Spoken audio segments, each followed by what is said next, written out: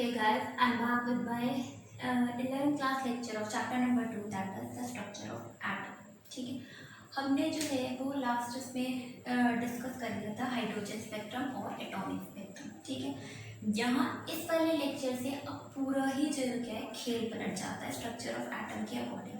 यहाँ पे हम जो है वो डिस्कस करेंगे कि बोहर मॉडल के ड्रॉबैक्स क्या थे, कि बोहर मॉडल भी क्या है हमारे पास बिल्कुल सक्सेसफुल क्यों नहीं. वैसे तो सक्सेसफुल था बट उसके भी कुछ ड्रॉबैक्स थे, तो वो हम डिस्कस करेंगे. नंबर फर्स्ट जो आता है वो इसमें था कि हमारे पास क्या है मैक्स प्लैंक थे. मैक्स प्लैंक एक साइंटिस्ट थे जिन्होंने क्या दी थी हमारे पास प्लैंक्स क्वांटम थ्योरी दी थी. क्या थी हमारे पास प्लैंक्स क्वांटम थ्योरी. अभी तक हमने जो है वो क्या पढ़ा है, वेव नेचर पढ़ा है इलेक्ट्रोमैग्नेटिक रेडिएशंस का, कि लाइट का जो है वो कैसा होता है वेव नेचर होता है. बट इन्होंने क्या है मैक्स प्लैंक ने जो है वो इलेक्ट्रोमैग्नेटिक वेव्स को या इलेक्ट्रोमैग्नेटिक रेडिएशन को ही सेड दैट हमारे पास जो है electromagnetic waves are made up of tiny particles of energy. कि जो इलेक्ट्रोमैग्नेटिक वेव्स होती हैं, electromagnetic waves are made up of tiny particles of energy. ये हमारे पास क्या है टाइनी पार्टिकल्स से मिलकर बनी हुई होती है.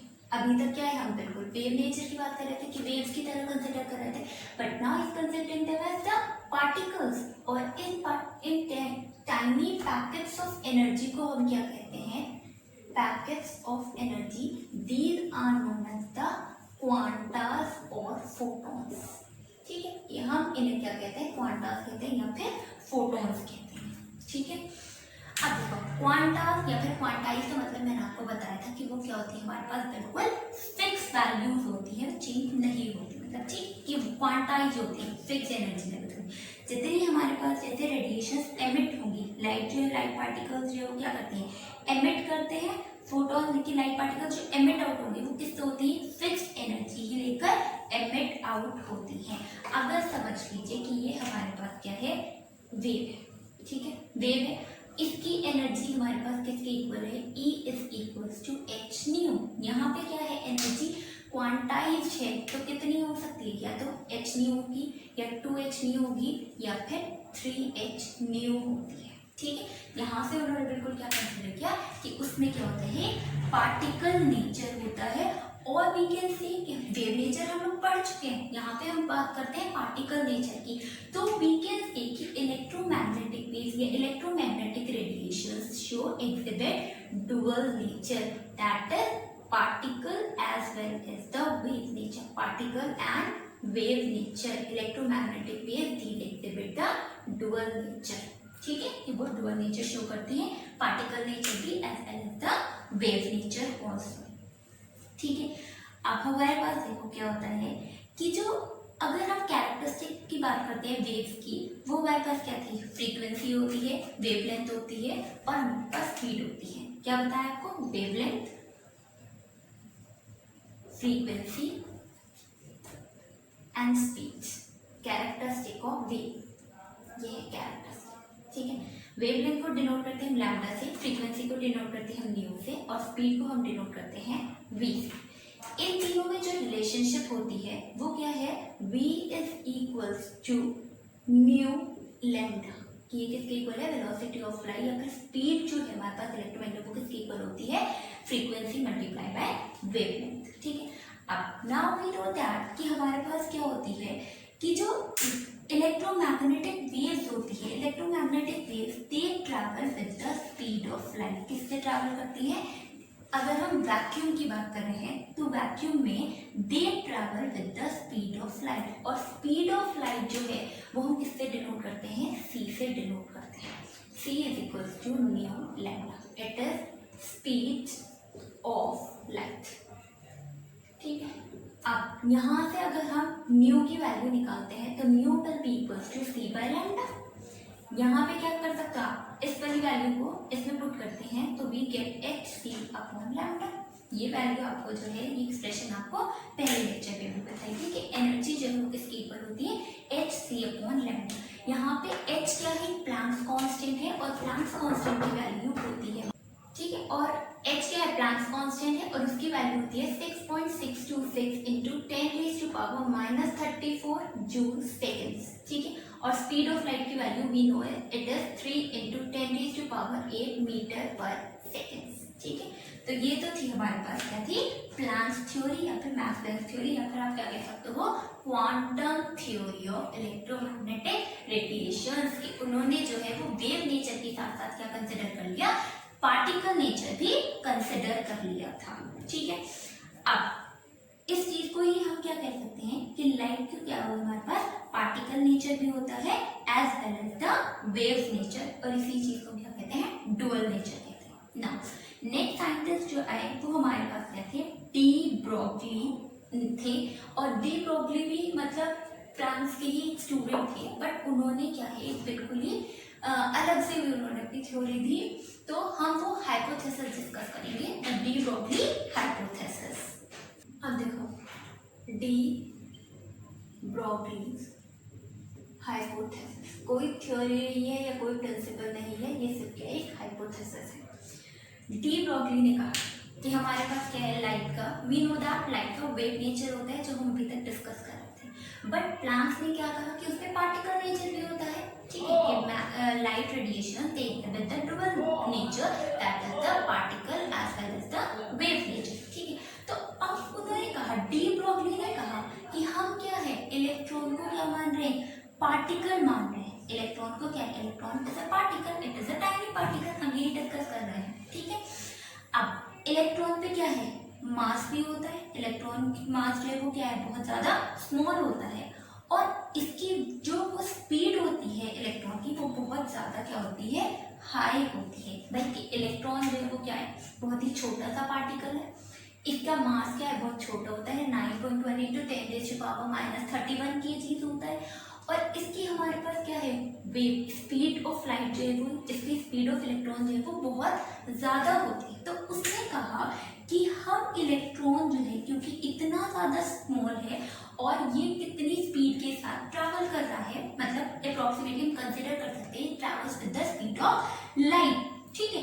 तो इलेक्ट्रॉन जो है वो क्या नेचर शो करना चाहिए, वेव नेचर भी शो करना चाहिए, कि इलेक्ट्रॉन के पास क्या होना चाहिए, वेव नेचर भी होना चाहिए, और पार्टिकल नेचर तो है ही उसके पास, कि इलेक्ट्रॉन को क्योंकि हम क्या कंसिडर करते हैं, पार्टिकल की तरह कंसिडर करते हैं। तो डी ब्रोगली ने कहा कि electron should also exhibit the wave nature. ये देखो कि इलेक्ट्रॉन को भी क्या कह दिया उसने, कि वो वेव नेचर भी शो करता है। दैट मीन्स हम क्या कह सकते हैं कि electron also shows the dual nature, ठीक है। अब यहाँ पे इसने जो है क्या है, हमारे पास एक वो दी थी, वेवलेंथ दी थी इस चीज को, कि जैसे हमारे पास क्या है, फोटोन होता है, फोटोन के पास भी क्या होता है, हमारे पास मोमेंटम भी होता है और वेवलेंथ भी होती है, ठीक। तो इसी तरह से जब हम इलेक्ट्रॉन को एज अ वेव कंसिडर करते तो इस पे क्या है, हमारे पास मोमेंटम भी होना चाहिए और हमारे पास क्या है, इसकी वो वेवलेंथ भी होनी चाहिए। और इसी चीज को यूज कर उसने हमारे पास क्या है, एक रिलेशनशिप दे दिया था, that is lambda is equals to h/p और h/mv। ये आपको पता है, p क्या है, हमारे पास मोमेंटम है,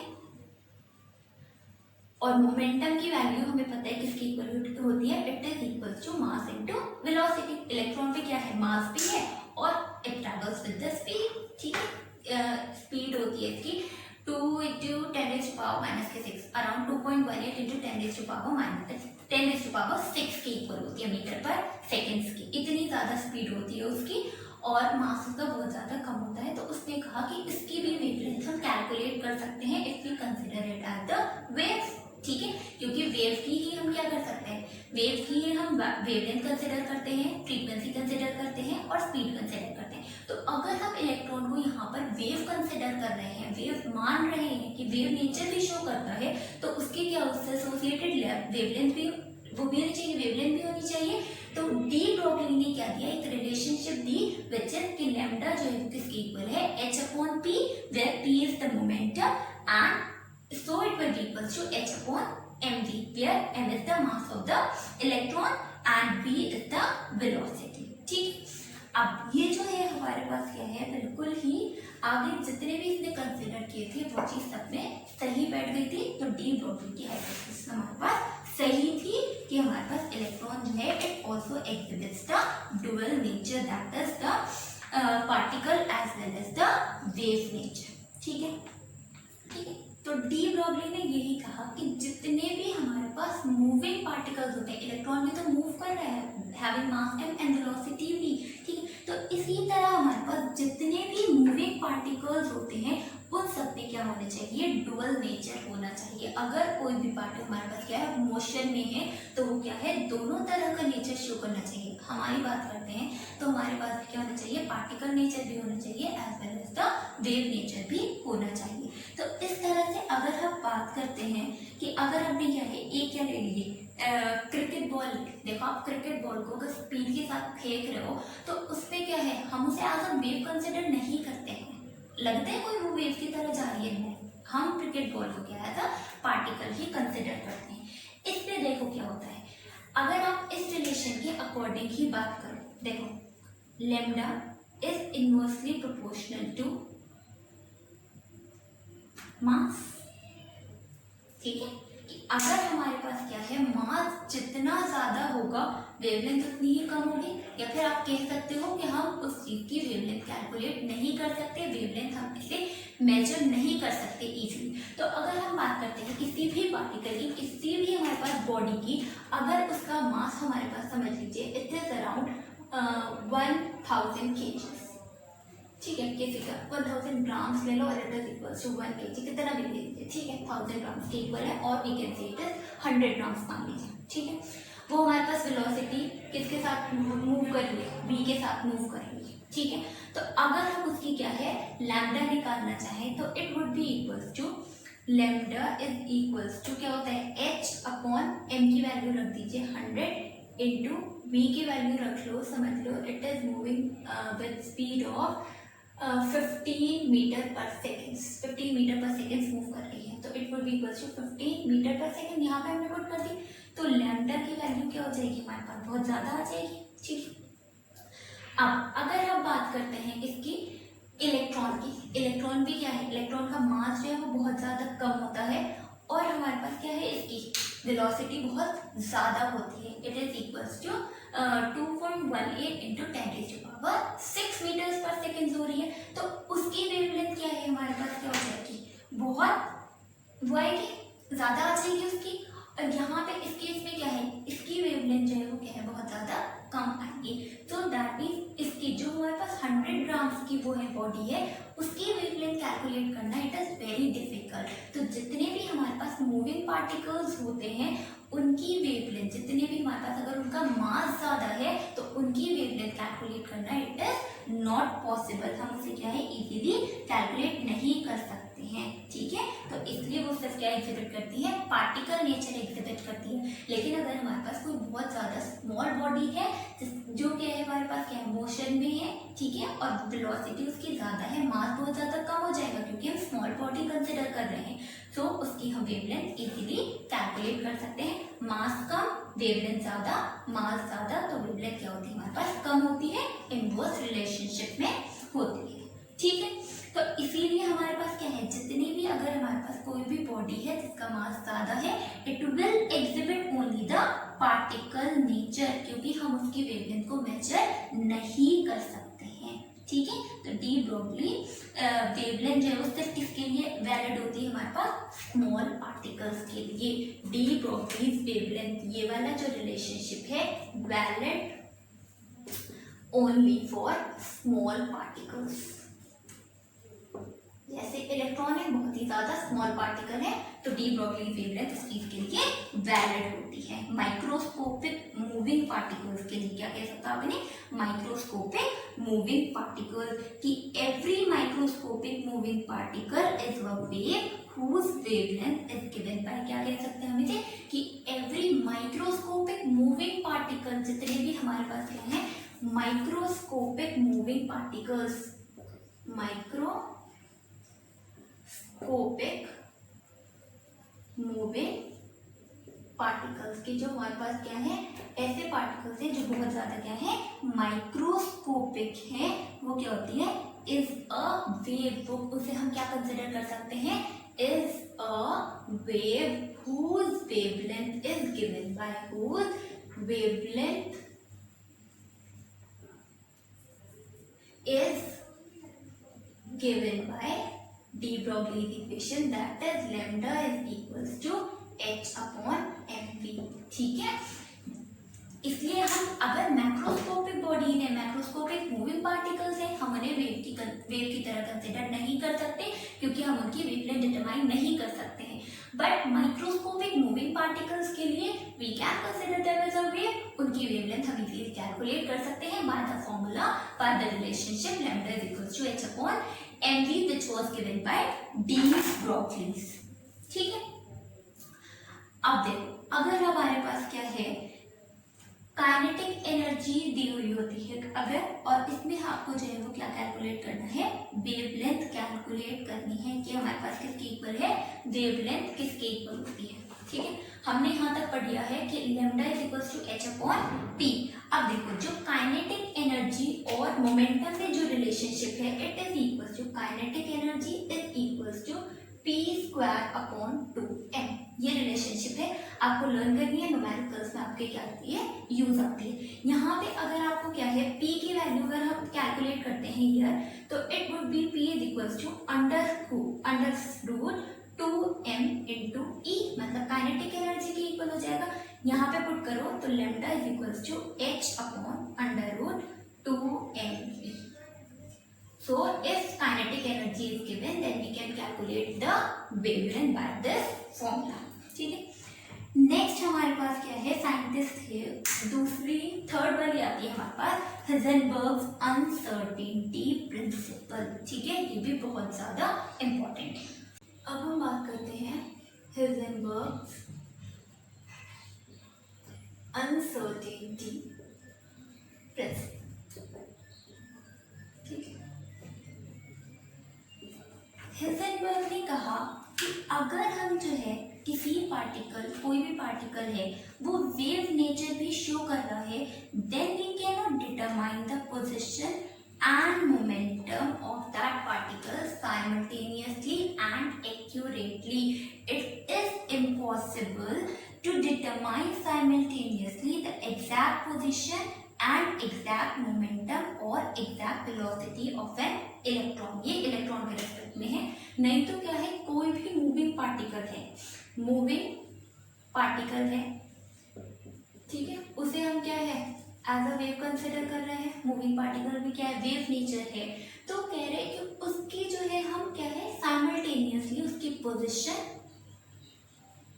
एंड मोमेंटम या फिर क्या, वेलोसिटी को डिटरमाइन नहीं कर सकते हैं। मतलब अगर हमें क्या है, उसकी स्पीड पता है, मोमेंटम मालूम है, तो हमें क्या है, उसकी पोजीशन एक्यूरेटली नहीं मालूम होगी, एग्जैक्टली नहीं मालूम होगी। और अगर हमें क्या है, इलेक्ट्रॉन की पोजीशन मालूम है, तो will not be able to determine the momentum accurately. ये चीज उसने क्या कही थी, हाइजेनबर्ग ने कही थी। देखो अगर हम मान रहे हैं कि हमारे पास क्या है, मोमेंटम का मेजर एरर जो है वो कितना है, डेल्टा पी है, या फिर क्या कह सकते हो, अनसर्टेनिटी इन मोमेंटम कितनी है, delta p. Uncertainty in momentum जो एरर आ रही है, it is equals to delta p, और अनसर्टेनिटी इन पोजीशन, ठीक है, अनसर्टेनिटी पोजीशन कितनी है, डेल्टा एक्स के इक्वल है। ठीक है, तो अगर हम इनका प्रोडक्ट करते हैं, delta P into delta x, ये किसके इक्वल होता है, हमारे पास h अपॉन 4 पाई के इक्वल होता है। ठीक है, मतलब जो अनसर्टेनिटी है, जो मेजर्ड ये है एरर्स हैं, ये कभी भी जीरो के इक्वल नहीं होगी, इनकी क्या होती है, हमारे पास फिक्स वैल्यू होती है, और we can say it will be greater than और लेस देन, ग्रेटर देन और equal to h upon 4 pi. ठीक है, तो ये थी हमारे पास क्या है, हाइजेनबर्ग अनसर्टेनिटी प्रिंसिपल। अब देखो अगर हम कहते हैं कि हमारे पास क्या है, हमने मोमेंटम जो है वो एक्यूरेटली कैलकुलेट कर लिया है, तो अनसर्टेनिटी इन मोमेंटम कितना हो जाएगा, डेल्टा पी इक्वल्स टू 0 के इक्वल हो जाएगा। और हमारे पास अब हम कह रहे हैं कि अनसर्टेनिटी है, हमें क्या है, उसकी पोजीशन डिटरमाइन करनी है, तो डेल्टा एक्स जो है वो किसके इक्वल होगी यहाँ पर, या फिर आप कह सकते हो that will be equal to h upon 4 pi into ठीक है। डेल्टा पी जो है वो किसके इक्वल होता है, हमारे पास यहाँ पे 0 के इक्वल है, तो ये total will be equals to 0। अगर हम किसी भी क्वांटिटी में डिनोमिनेटर में 0 आता है then that is equals to infinity, मतलब जो अनसर्टेनिटी पोजीशन हो जाएगी वो कितनी हो जाएगी, इन्फिनिटी हो जाएगी। We can not determine the position if we know the momentum accurately of a moving particle which is a wave. ठीक है, कि अगर कोई भी पार्टिकल क्या है वेव नेचर भी शो कर रहा है then we can not determine the position and momentum of that body of that particle accurately and simultaneously. ठीक है, सेम चीज जो है आप किस पे कर सकते हो कि अगर अब हमें क्या है पोजीशन मालूम है तो हम क्या है इसमें अनसर्टेनिटी मोमेंटम कितनी आ जाएगी, इन्फिनिटी आ जाएगी, जस्ट अपोजिट हो जाएगा। ठीक है, तो ये होती थी हाइजेनबर्ग अनसर्टेनिटी प्रिंसिपल। ये भी क्या थी, बिल्कुल सही थी कि अगर हमें क्या है किसी भी उसकी पोजीशन मालूम है तो हम उसका मोमेंटम कैलकुलेट नहीं कर सकते, और अगर we know the momentum then we can not calculate, we can not determine the position of that particle accurately and simultaneously. ठीक है, अब देखो अगर हमारे पास क्या है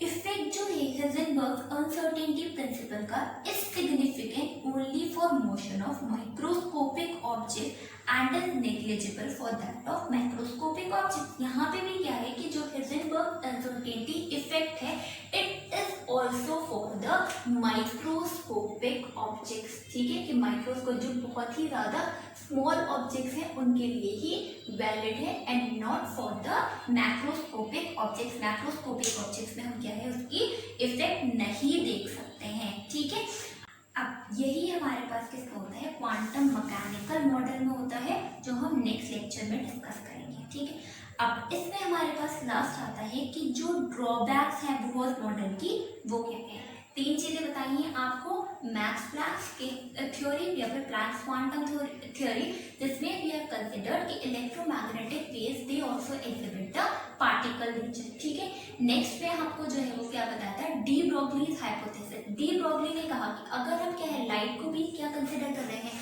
एज अ पार्टिकल कंसीडर कर रहे हैं तो इलेक्ट्रॉन भी तो एक पार्टिकल है। इलेक्ट्रॉन अगर पार्टिकल है और वो वेलोसिटी इतनी ज्यादा हाई के साथ मूव कर रहा है और उसका मास भी इतना स्मॉल है तो हम उसे वेव की तरह कंसीडर करते हैं। तो अगर कोई भी माइक्रोस्कोपिक पार्टिकल है मोशन में है वेव की तरह हमारे पास वेव नेचर शो कर रहा है तो उसकी वेवलेंथ हम कैलकुलेट कर सकते हैं by the formula given by de Broglie that is lambda is equals to h upon mv। ठीक है, और हाइजेनबर्ग ने बोला कि जो हमारे पास माइक्रोस्कोपिक ऑब्जेक्ट्स हैं, जिस तरह से फोटोन के पास भी क्या होता है हमारे पास मोमेंटम होता है, इसी तरह माइक्रोस्कोपिक मूविंग ऑब्जेक्ट्स के पास भी क्या होता है मोमेंटम होता है। ठीक है, और हम इस केस में क्या है साइमल्टेनियसली डिटरमाइन नहीं कर सकते the position and momentum of the microscopic moving particles और the position and momentum of the electron simultaneously and accurately. हमेशा क्या रहेगी, अनसर्टेनिटी रहेगी और इक्वल इतनी कि ग्रेटर देन और इक्वल टू h अपॉन 4 पाएगी। कि अगर बाय चांस हम क्या है मोमेंटम को एक्यूरेटली कैलकुलेट कर लेते हैं तो पोजीशन में अनसर्टेनिटी बहुत ज्यादा लार्ज हो जाएगी अप टू इंफिनिटी, और अगर हम पोजीशन कैलकुलेट कर लेते हैं तो हमारे पास uncertainty momentum will be very large. इसके बेसिस पे हम बताते हैं कि what are the drawbacks of Bohr model.